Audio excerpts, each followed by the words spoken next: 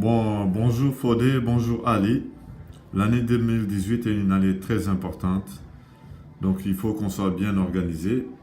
Donc je vous présente le plan annuel que j'ai concocté pour le club Sauvegarde. Et je vois à peu près la même chose donc pour l'équipe nationale du Sénégal. Mais là, on va parler du club Sauvegarde. Donc, il a comme objectif principal le championnat du monde 2018 et comme objectif aussi très important, sous-objectif, la Coupe d'Afrique, le championnat d'Afrique des Nations. Donc voilà à quoi ressemble le plan, en gros. Et il va culminer ici avec le championnat du monde senior, ici, Coupe d'Afrique. Et entre les deux, il y a les K1. Donc, je vais vous décrire ça. Donc ici, dans la case ici, ce sont tous les K1. Bien sûr, je pense que nos athlètes ne vont pas tous les faire, mais je les ai inclus dans le calendrier. Après ce sera à Faudrait de me dire lesquels sont les K1 cibles. Ici, on a les séries A. Donc, ils sont tous là. Et là, donc les tests physiques, qui, je pense que cette année, il faut que ce soit fait vraiment sérieusement. Et je compte sur vous deux donc, pour faire les suivis et envoyer les résultats. Je vais en parler aux athlètes aussi sur le WhatsApp. Et c'est très important qu'on sache où est-ce qu'ils en sont et où est-ce qu'on s'en va. Donc le but du plan annuel, c'est de bien doser la charge de travail pour ne pas que ça aille à l'encontre aussi du travail spécifique que Fodé y fait et pour éviter le surentraînement. Et éviter aussi qu'ils arrivent au K1, aux compétitions majeures, les jambes lourdes, pas capables d'exploser. Donc la planification, elle va être rigoureuse cette année parce que c'est une année vraiment capitale, très importante. Donc les tests physiques, il y en a 2, 4, et ils sont positionnés de manière stratégique sur le calendrier pour savoir où est-ce qu'on en est et où est-ce qu'on s'en va. Donc ici, il y a les phases d'entraînement. Ça, c'est super important et il va falloir les respecter. Donc, Ali, je compte sur toi pour faire le suivi avec les athlètes. Moi, je suis à distance, donc c'est très, très, très difficile. Et ben, ceux qui auront besoin d'un feedback supplémentaire, je suis disponible sur le WhatsApp, ils pourront toujours me contacter. Mais toi, tu es dans les premières lignes. Donc, on est rendu ici. Ça, c'est le K1 de Okinawa qui vient de finir. On a pour objectif l'Open de Paris. Donc, je vais agrandir tout ça pour que ce soit un peu plus clair. Voilà. Et voilà à quoi ça ressemble. Donc, on vient de finir Okinawa ici. On est donc dans la semaine de récupération. Et après, on passe dans une phase qu'on appelle de développement. Ok, donc on a donc tout le mois de décembre pour ça, pour refaire les fondations au niveau musculaire, au niveau cardiovasculaire. Ensuite, je veux les tester à peu près ici. Et ensuite ici.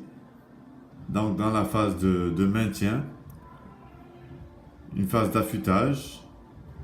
Et comme vous voyez ici, c'est la charge d'entraînement. Donc j'ai mis une note donc, de 1 à 5. Donc en récup c'est 1, en développement c'est 4. Quand je parle de développement, il s'agit d'au moins 3 entraînements par semaine. Ok? Et voire 2 selon, je sais qu'ils travaillent, ils sont occupés, ils ont les entraînements spécifiques aussi. Dans la phase de maintien, c'est une note de 3. Donc c'est de 2 entraînements par semaine. Et en période d'affûtage, la note est de 2. Et l'affûtage, c'est 1 voire 0 entraînement par semaine. Parce que, comme Fodé dit, la priorité, c'est les entraînements spécifiques et le combat. Donc là, on a l'Open de Paris et ça revient. Récup, il n'y a pas beaucoup de temps. Et ici, on a un Open, c'est la série A en Espagne. J'imagine que tu auras quelques athlètes qui vont participer. Donc, ici même, ça je vais l'enlever. Il n'y a même pas d'affûtage. Bon, l'affûtage, il est pour ceux qui vont aller à Dubaï. Mais ceux qui vont en série A, donc ils seront en période de compétition. Il y a le Dubaï ici. C'est le week-end j'ai toutes les dates. Donc du 16 au 18 février. Et ainsi de suite. Après Dubaï, récup. Très important de doser les repos, les temps de repos des athlètes est super important. Aussi important que les entraînements. Donc la récupération puis la régénération est super importante. Voilà pourquoi on fait des plans annuels. Donc ici, il y a une série A, Salzburg, je ne sais pas donc qui va participer. On est donc dans une phase de maintien ici. Ensuite, on a Rotterdam, à peu près mi-mars, phase de maintien. Donc on est dans une section où il y a beaucoup de compétitions. Donc on ne peut pas faire de développement. Il y a le K1 du Maroc. Donc ici, il y a le championnat de France. Ça, je ne sais pas si Laura Siver va y participer. Mais je pense pas. Je pense que donc elle est encore espoir. En tout cas, Fodé, tu me confirmeras. Test physique. Ici, on a une grande période où on n'a pas de compétition. Donc c'est le temps de faire du développement. Ok. Ensuite, consolidation, affûtage. Ici, 8-10 juin, on a un K1 Istanbul. J'imagine que vous allez participer. C'est pas loin. Et après Istanbul, c'est toujours la même chose. On récupère une semaine où on fait de la récupération active, mais c'est du très léger. Et ensuite, ici, on a une grosse période de développement. Pas de compétition. Test, consolidation, affûtage. J'imagine que vous êtes familier avec ces termes. Comme vous êtes tous les deux préparateurs physiques. Et là, très important, on a notre championnat d'Afrique, 31 août. Et récupération après, affûtage. Ensuite, 3 semaines après, on a le K1 à Berlin. Récup, et ainsi de suite. Ensuite, il y a Tokyo, 14-15 octobre. Récup et rebolote. Mais là, c'est la période la plus importante. Ici, on veut un sommet de performance.